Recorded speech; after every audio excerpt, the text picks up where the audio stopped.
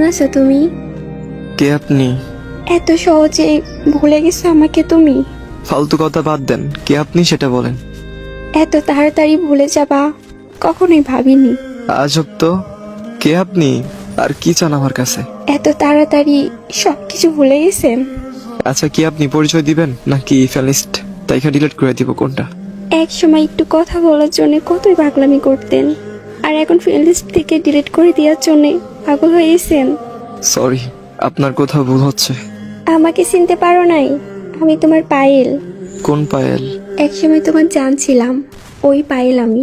সে তো অনেক আগেই মরে গেছে আমার কাছে। এত তাড়াতাড়ি মাটি দিয়ে দিলে আমাকে। সেও আমাকে জিন্দা লাশ বানিয়ে গেছিল। পরিস্থিতির কারণে এরকম হয়েছিল, আর অন্য কিছুই না।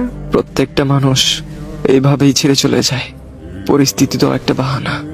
আমি কোনো বাহানা করি নাই, বিশ্বাস করো, সব সত্যি। আচ্ছা যাই হোক, ফ্যান রিকোয়েস্ট কেন দিয়েছেন সেটা বলেন। একটা কথা বলার ছিল। জি বলেন। নতুন মানুষকে নিয়ে ভালোই সুখে আছো, তাই না? আমার কখনো নতুন মানুষের প্রয়োজন হয় নাই। তাহলে আমাকে তোমার জীবনে আবার নতুন করে গ্রহণ করে নাও। এত ভালোবাসার পরেও আমি তোমাকে ধরে রাখতে পারিনি। তুমি অন্য কাউকে পেয়ে ঠিকই আমাকে ছেড়ে চলে গেছিলা।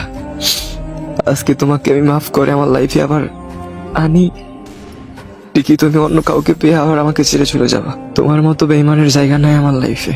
একটু ভেবেচিন্তে কথা বলো। নতুন করে আমি কিছু ভাবতে চাই না। এক সময় তো জোর করে রাখতে চেয়েছিলে, আর এখন আমি থাকতে চাই। ছেড়ে যাওয়ার সময় যদি একটাবার বলে যাইতেন যে আমার ভুলটা কোথায় ছিল। সেদিন ভুলটা আমারই ছিল, এখন আমি বুঝতে পারতেছি। এতদিন পর হঠাৎ ভুল বোঝার কারণ কি? জানো, সেদিনের পর থেকে আমি হাসতে ভুলে গেছি। তোমার মতো করে আমাকে কেউ ভালোবাসতে পারে নাই রাকিব। আমি তোমাকে ছাড়া একদম ভালো নাই। কিন্তু আমি এখন একা থাকতে শিখে গেছি। আমি তোমার জীবনে আবার ফিরে আসতে চাই।